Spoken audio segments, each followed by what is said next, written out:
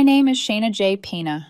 I'm 32, and if you had seen me that Thursday evening in late summer, sitting in my parents' backyard under the faint buzzing string lights, you would have thought I was having a perfectly normal night. Everyone had a glass in hand, laughing about something my cousin had done on a past trip, and I wasn't really part of the conversation until my mom looked directly at me and said quietly, "This weekend's just for the people who really matter." Before I could even process it, my sister leaned back in her chair and added, "You wouldn't enjoy it anyway." I raised my glass, kept my smile steady, and said, "Understood." To them, it probably looked like I was letting it roll off my back, like I was used to being dismissed. But in that moment, a switch flipped. It wasn't just what they said, it was what it represented. The casual way they erased me while still expecting to enjoy the life I'd been quietly paying for. Because the thing they didn't realize was that this particular weekend wasn't something they'd cobbled together on their own.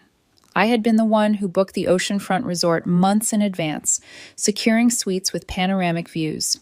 I'd reserved the spa package my mom wouldn't stop talking about, prepaid for the treatment so no one would have to pull out a card. I'd even covered the deposit for the yacht they were planning to take out for an afternoon sail, complete with a catered lunch and champagne. They didn't even know the cost because, as always, I handled it all quietly. That's been the pattern for years. I've always been the one who foots the bill. Vacations, birthdays, unexpected hospital bills, new furniture, even car repairs. Whenever someone in my family needed something, I stepped in. Not once did I make a big deal out of it. I thought it was what you did when you were fortunate enough to have more than enough. My company had been doing well for years. I'd made the right investments and money was never the issue. What I didn't realize back then was that generosity, if never respected, can quietly turn into a leash, one they could pull anytime they wanted something. I didn't argue with them that night. I didn't ask why. I didn't push back or demand an explanation. I just drove home without saying another word about it, because something in me had gone oddly calm, the kind of calm that scares you later when you look back and realize you didn't feel hurt, you felt finished. When I walked into my place, my boyfriend, Ethan Cole, looked up like he could tell immediately that something was off. He asked why I was so quiet, and I gave him the same automatic answer I always gave when I didn't want to talk. I told him I was fine. He didn't believe me. He asked if it was my mom again, and I finally said the words out loud, that they told me I wasn't invited this weekend. He asked what weekend, and I realized how ridiculous it sounded that he didn't even know about it, while my family was already acting like it was theirs by default. I poured myself a drink, opened my laptop, and logged into my accounts. One by one, I erased everything. The resort canceled, the spa refunded, the yacht gone from the schedule. I didn't just cancel, I made sure the bookings couldn't be reactivated without my direct approval. When I finished, I sat there for a moment, feeling an unfamiliar mix of calm and anticipation. The pieces were set. They wouldn't know until it was too late. And for the first time in years, I was looking forward to seeing their reactions. Saturday morning came with the kind of weather that makes travel brochures look believable. Clear blue sky, soft breeze, sunlight reflecting off the water like glitter. It was the perfect day for a luxury yacht outing, the very one my family had been bragging about to anyone who'd listen. I woke up earlier than usual, not because I needed to, but because I wanted to picture every moment as it happened. I made coffee, sat on my balcony, and imagined the scene unfolding at the dock. There would have been high spirits on the drive there. My mom probably had her oversized sun hat and that silk scarf she only wore on important occasions. My sister would be scrolling through her phone, already composing the Instagram captions in her head. My dad would be going over the itinerary out loud, like he personally arranged everything. They had no idea that the only reason any of it was possible was because I'd quietly made it happen months ago. By the time they stepped onto the dock, I imagined my mom was already waving at the crew, expecting the red carpet treatment. The yacht captain, tall guy, always in sunglasses, would greet them with a clipboard and ask for the reservation name. My mom would give it like she was announcing royalty. Then the pause would come, not long, just long enough for the smile to fade from her face.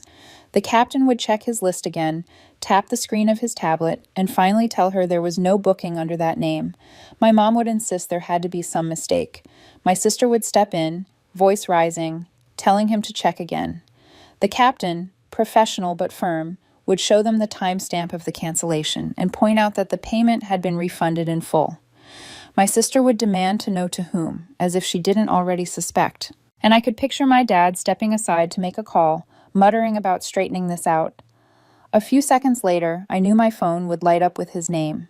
I didn't need to guess what he would say. I'd heard that tone before, the voice of a man who only knows how to be a problem solver when someone else is footing the bill. The difference this time was simple. This time, I wasn't going to save them from the consequences of treating me like I didn't matter. My phone lit up right on schedule. My dad's name filled the screen while I was still sitting on my balcony, coffee cooling in my hand. The moment I answered, there was no greeting, no hesitation. "Fix this now," he said, his voice tight and sharp, like the problem existed only because I hadn't handled it yet. I took a slow sip of coffee, letting the bitterness settle before I replied. "You told me I wouldn't enjoy the weekend," I said calmly. "I took your advice." Then I ended the call before he could say anything else. For a moment, there was nothing. Just silence on my end and the faint city noise drifting up from the street below. But I knew exactly what was happening on theirs. They were scrambling. My mom would be insisting this had to be a mistake.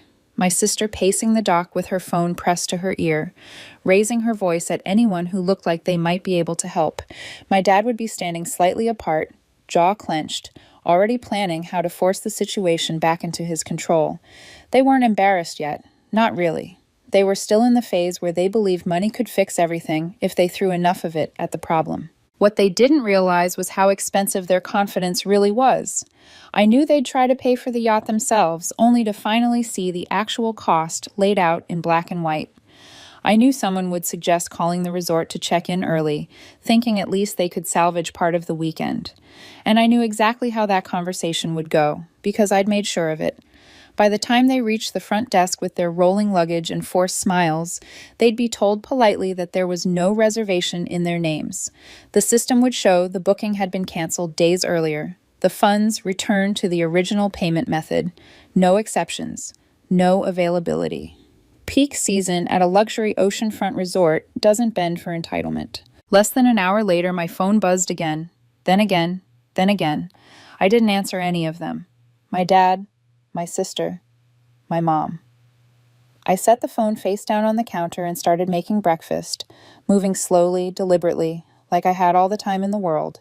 That was the thing they'd never understood about me. I don't rush when I'm sure of my decision. The first message that actually caught my attention wasn't from any of them. It was a text from my cousin Emily. "What happened?" it read. "Your mom's crying at the marina." I could picture it perfectly.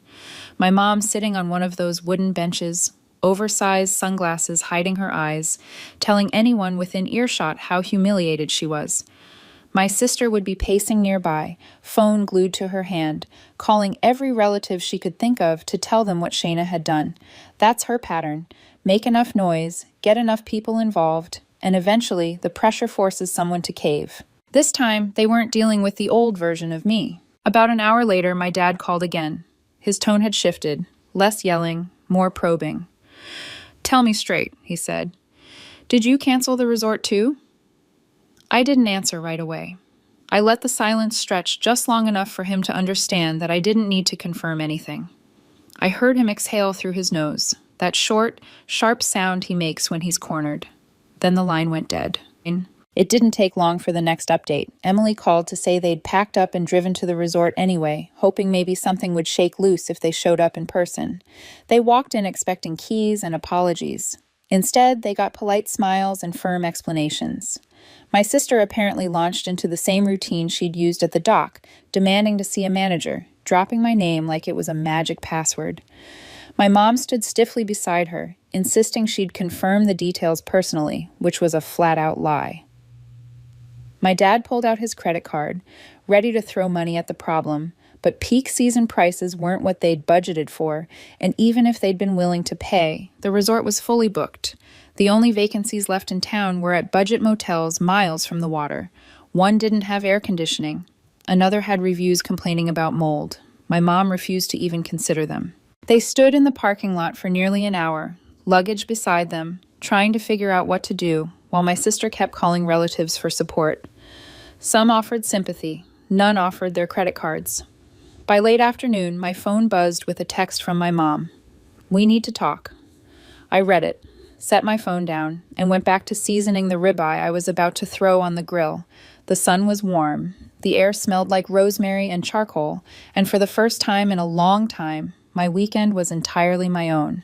By Sunday morning, it was clear they'd moved past the "this must be a misunderstanding" phase. Now it was a coordinated campaign. The calls came in clusters: Mom, Dad, sister, then Aunt Carol, then another cousin. They weren't acting individually anymore. They were working as a unit, taking turns like they were running shifts in a siege. The first voice I actually answered wasn't any of theirs. It was my cousin Mark, and we hadn't had a real conversation in years. That told me immediately he'd been drafted as the neutral peacemaker. He started with harmless small talk about my business, about how impressive it was that I'd built everything myself. Then, gradually, he slid into the real reason for the call. He said my mom was really upset, that the whole family was talking about this mess, and that I should just sort it out because family comes before pride. I told him it wasn't pride, it was principle. I told him they'd gotten so used to me paying for everything that they felt entitled to it, and that telling me I didn't matter while enjoying the very things I paid for was where the line was drawn. He didn't like that answer. I could hear the awkward pause before he muttered, "Maybe they didn't mean it that way." By late morning, the approach shifted again. My mom sent a massive group text that included her, my dad, my sister, both aunts, and a couple of cousins. The tone was theatrical. She wrote about humiliation, about strangers witnessing their embarrassment, about the family's reputation taking years to rebuild. Then came the line that made my stomach tighten. "You've always handled our accounts," she wrote. "Maybe we should rethink that." It was subtle, but it was a threat all the same. Years ago, my parents had asked me to manage a joint investment account for them. I'd done it for free, kept it growing, never taken a cent. The fact that they were even hinting at using it as leverage told me two things. One, they were desperate, and two, they had seriously misjudged how far they could push me. Then came the twist that told me just how ugly this was about to get. Around 3 that afternoon, I got an email from the general manager of the resort addressed directly to me. He said he'd received a formal complaint from my sister, alleging that the cancellations were fraudulent and that I had stolen her vacation. She had escalated it to the corporate level, demanding they reinstate the bookings at no cost to her and accusing me of financial abuse. I called him immediately. He was professional, but I could hear the disbelief in his voice. I explained that I was the original payer, the account holder, and the only authorized person on the reservation. I made it very clear that my sister had no legal or financial rights to any of it. He let out a quiet chuckle and said, "I figured as much. She's been calling every hour since yesterday." By evening, the family messages shifted tone again. The pleading was gone. Now it was pure entitlement. My dad wrote that I owed them for everything they'd done for me over the years. My sister said if I didn't fix it, I'd burn every bridge in this family. My mom tried one last angle, saying she'd never forget how I'd abandoned them in a moment of need. I poured myself a drink and sat on my balcony, the glass cool in my hand, watching the sun dip below the buildings.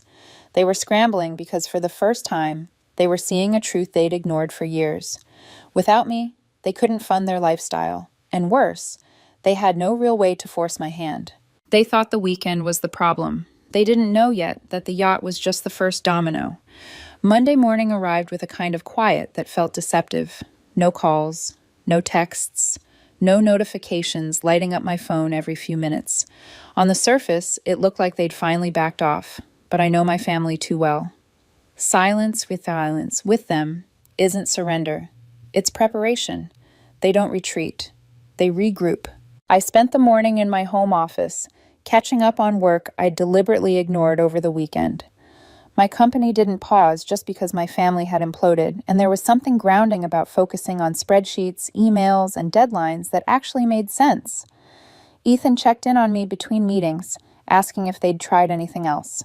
I told him not yet, but even as I said it, I knew that wasn't the end of it. The calm felt borrowed, like it would be taken back the moment I let my guard down. Around midday, my phone buzzed with a notification that made my stomach drop. It wasn't a call or a text, it was an email.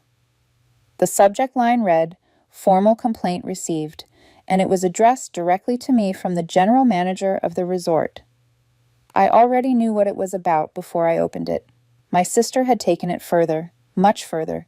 She'd filed an official complaint alleging that the cancellations were fraudulent and that I had stolen her vacation. She accused me of financial abuse and demanded the resort reinstate the bookings at no cost to her, escalating it all the way up to corporate. I stared at the screen for a moment, not because I was confused, but because something inside me finally hardened. This wasn't just entitlement anymore. This was escalation. This was her trying to turn my refusal into a crime. I called the manager immediately. His voice was polite, professional, but there was an edge of disbelief underneath it. I explained everything calmly.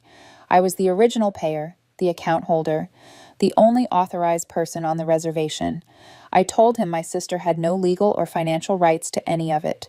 He listened, then let out a quiet chuckle. "I figured as much," he said. "She's been calling every hour since yesterday." That was the moment I understood something important. My sister wasn't embarrassed. She wasn't hurt. She was furious that she'd lost control, and she was willing to rewrite reality to get it back. By late afternoon, the family started up again, but this time the tone was different. The pleading was gone. The guilt-tripping had sharpened into something uglier. My dad sent a long message about everything they'd ever done for me, as if love was a ledger and I was overdue on a payment. My sister followed with a threat disguised as concern, saying if I didn't fix this, I'd burn every bridge in the family. My mom tried one last emotional angle, telling me she'd never forget how I'd abandoned them in a moment of need. I read every message without responding, feeling a strange mix of clarity and exhaustion. They weren't asking anymore. They were demanding. And demands are easy to say no to. That evening, while I was sitting on the balcony with a drink, watching the city lights flicker on one by one, I got a call from someone I didn't expect. It was my cousin Mark again, his voice careful, like he was stepping through a minefield. He told me the family was in full panic mode, that everyone was talking about how far I'd gone, and that maybe I should consider meeting them halfway before things got worse. I asked him what worse looked like. He hesitated, then said, "You know how they are when they feel cornered." I did know, and that was exactly why I wasn't backing down. The next morning confirmed my instincts. An email from my accountant hit my inbox with the subject line, "Urgent Potential Fraud." She'd forwarded a message from the property management company that handles one of my rental homes. According to them, someone had called claiming to be me, saying there was a change in my financial strategy and that rent payments needed to be redirected to a new bank account for tax purposes. They'd used my old high school address as verification, something that isn't public and hasn't been relevant in decades. The property manager immediately knew something was off. He refused to make the change and contacted my accountant directly. I didn't need to ask who it was. That night, my cousin Emily called me, her voice low and uneasy. She said my sister had been asking her oddly specific questions about my assets, which properties were in my name, which ones were owned through my company, how much I kept in liquid funds. Emily swore she hadn't given her any answers, but she thought I should know. Then she added something else, almost as an afterthought. My mom, apparently, had been meeting with a friend who was good with paperwork. Emily didn't say it outright, but she didn't have to. Someone who knew how to dig into records. Someone who might know how to apply pressure. The final confirmation came the next morning when my sister posted one of her cryptic messages online. Some people think cutting ties makes them untouchable. It doesn't. There were no names, no details, just enough ambiguity to feel threatening. This wasn't bitterness anymore. It was reconnaissance, probing, looking for weak spots. I closed my laptop, sat back in my chair, and felt something settle into place. I wasn't going to keep reacting to their moves. I wasn't going to wait for the next attempt to hijack my finances or my name. I'd spent years playing defense, smoothing things over, fixing messes before they became visible. That era was over. If they wanted to turn this into a power game, I was done pretending I didn't know how to play. I picked up my phone and started making calls. My attorney, my accountant, my property manager. I told them all the same thing. I wanted everything reviewed. Every account, every property, every access point where my life intersected with my family's assumptions. I wasn't angry when I said it. I was calm, focused, decisive. They thought the canceled weekend was the message. They had no idea what was coming next. Once I decided to go on the offensive, I didn't hesitate. By noon that same day, my attorney was on the phone, my accountant was in my inbox, and my property manager was looped into a three-way call that lasted longer than I expected. I wanted everything examined, every account, every property, every automatic payment, every single point where my name intersected with my family's access. We started with the joint investment account I'd been managing for my parents for years. It was still healthy, still growing, because I'd treated it with the same care I gave my own money. I didn't take it from them, but I did transfer oversight into a trust under my name, with a separate attorney as the sole administrator. My parents were still beneficiaries, but they could no longer move a single dollar without formal approval. It wasn't revenge, it was containment. Next came the properties. I confirmed every deed, every title, every legal structure. Anything owned personally or through my company was flagged with a fraud alert at the county recorder's office. If anyone tried to file a lien, request a change, or submit paperwork in my name, I'd be notified immediately. Bank accounts were locked down with physical security keys instead of phone-based verification. No reset links, no guessing personal details. Even the yacht club membership my dad liked to mention as if it were his personal status symbol was updated so that no one but me had authorization to book, charge, or even inquire under my name. By the time we finished, there wasn't a single door left unlocked. I was still sitting at my desk when my security camera feed pinged my phone. Movement in my driveway. A rideshare idling at the curb. Two figures stepping out. Even through the grainy angle, I knew exactly who they were. My sister was first, oversized sunglasses on her face, phone in her hand like it was already recording. A few seconds later, my mom stepped out from the other side of the car, moving slower, her posture already arranged into the familiar shape of wounded dignity. I didn't rush to the door. I let them stand there for a moment, ringing the bell, wondering if I'd even acknowledge them. When I finally opened it, I didn't invite them in. I leaned against the doorframe instead, keeping my body between them and my home like a boundary made physical. My sister jumped in immediately, telling me I'd proven whatever point I was trying to make, and that it was time to fix things before this got worse. I asked her what worse meant. She smirked and said the family had ways of making sure I'd regret letting money get between us. That was the moment I stepped fully outside and closed the door behind me, not because I was afraid, but because I wanted nothing inside my home touched by what they were bringing. I told them everything I'd been holding back for years. I reminded them of every vacation, every meal, every bill I'd quietly covered without hesitation. I told them it was never an obligation. It was my choice. But they had turned it into an expectation. They hadn't thanked me. They hadn't respected me. They treated my generosity like it was their right. I explained that the ruined weekend wasn't punishment. It was a preview. From now on, they would book their own trips, pay for their own luxuries, and plan their own lives without assuming I'd step in at the last minute to save them. My mom tried to interrupt with the same emotional appeals she'd always used, talking about family unity and respect, but I didn't let her steer the conversation. I told them that as of that morning, I had removed myself from every financial arrangement I'd been overseeing for the family. The investment account was still theirs, but it was now fully their responsibility. No more quiet management. No more safety net. My sister's confidence cracked for the first time, her voice losing that practiced edge as she started to say something about what people would think. I cut her off. I told her the only people who cared about their image were them, and that public perception wasn't worth the years of entitlement I'd tolerated. For a few seconds, no one spoke. Then my mom told my sister they should leave before they made a scene. They turned and walked back toward the waiting car without looking at me, not speaking to each other. The rideshare pulled away, and my driveway went quiet again. My phone stayed silent for hours. Then, just after 9 that night, I got a single text from my dad. Message received. I knew from experience that received didn't mean understood, and it definitely didn't mean accepted. The next few days were eerily calm. No calls, no texts, no surprise visits, not even one of my sister's usual vague posts online. On the surface, it looked like they'd finally backed down, but I knew better. They weren't done. They were recalibrating. And sure enough, on the 4th day, the passive aggression started to surface. A cousin posted a sunset photo with a caption about people forgetting who helped them shine. An aunt uploaded a beach picture with a line about still knowing how to have a good time without drama. My sister went further, posting a mirror selfie in a worn-out spa robe with the caption, "Self-care on my own dime," like it was a victory lap instead of a consolation prize.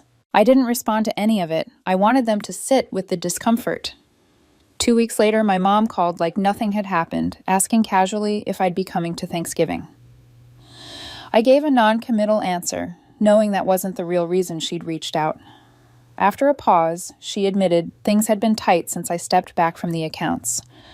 My dad had locked himself out of one of the brokerage logins, triggering a security freeze.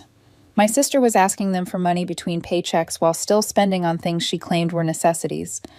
I told my mom exactly what I'd told her at my front door. I wasn't fixing their problems anymore. She didn't argue. She just went quiet and changed the subject. A month later, my sister made another move. She emailed an invitation for a family weekend in the mountains. The wording was careful. No mention of cost, just the assumption that if I accepted, I'd automatically cover the cabins. I replied with 2 words. "Sounds expensive." She never responded. Over the next few months, the shift became obvious. They stopped talking about trips around me. My sister kept her distance unless there were witnesses. My dad stayed polite but short. My mom filled the space with small talk, careful not to mention money. The most telling change wasn't what they said. It was what they didn't say. No more hints. No more expectations. They'd learned, finally, that the safety net they'd been swinging on wasn't theirs. It wasn't just about a canceled weekend anymore. It was about resetting the balance after years of unspoken assumptions. They now knew, without question, that I could cut the cord and walk away without looking back. And in that knowledge, they started treading carefully. That was the real shift. And I knew, even then, that they weren't finished testing it. 2 weeks after that carefully worded invitation to the mountains, things had gone quiet enough that I almost believed they'd finally learned their lesson. No calls, no group texts, no passive-aggressive quotes floating across my feed. For a brief moment, I let myself think that maybe the boundary had held, that maybe this time the message had actually landed. But with my family, silence isn't surrender, it's strategy. The first crack appeared in an email from my accountant with the subject line, "Urgent Potential Fraud." Inside was a forwarded message from the property management company that handled one of my rental homes.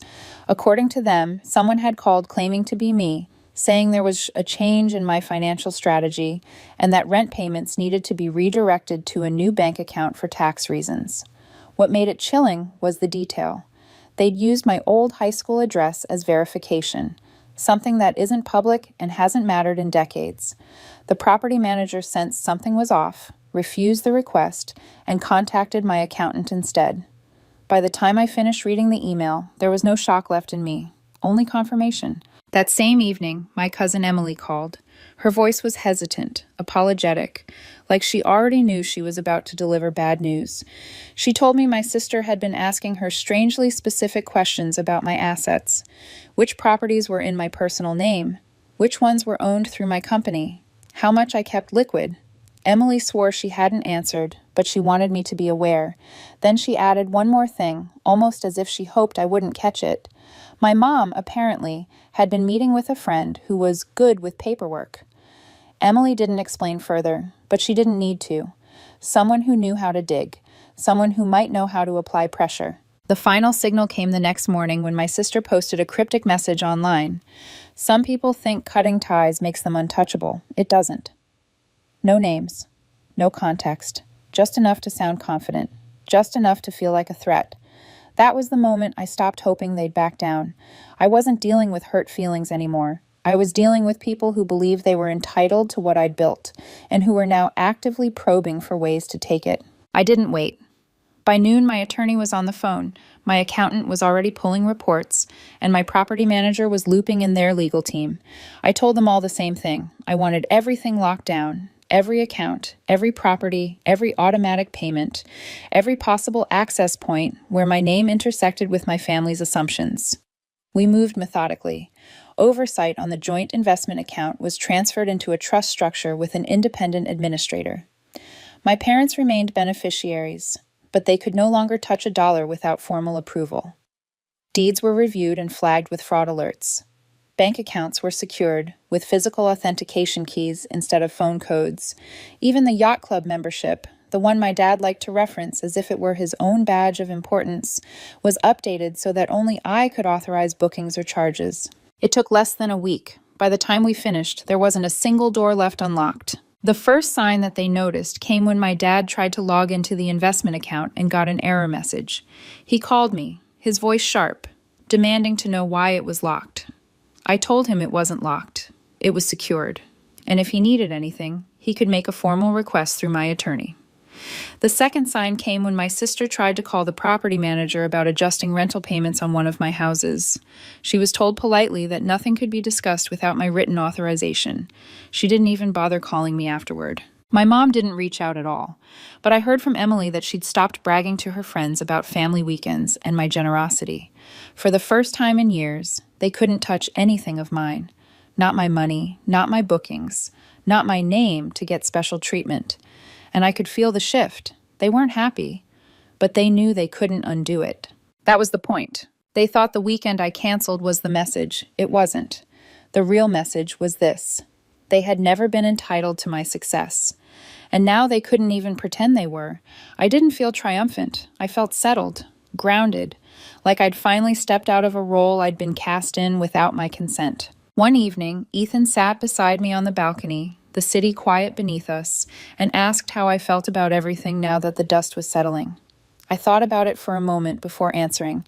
I told him it felt like standing on solid ground after years of balancing on something that was never meant to hold me.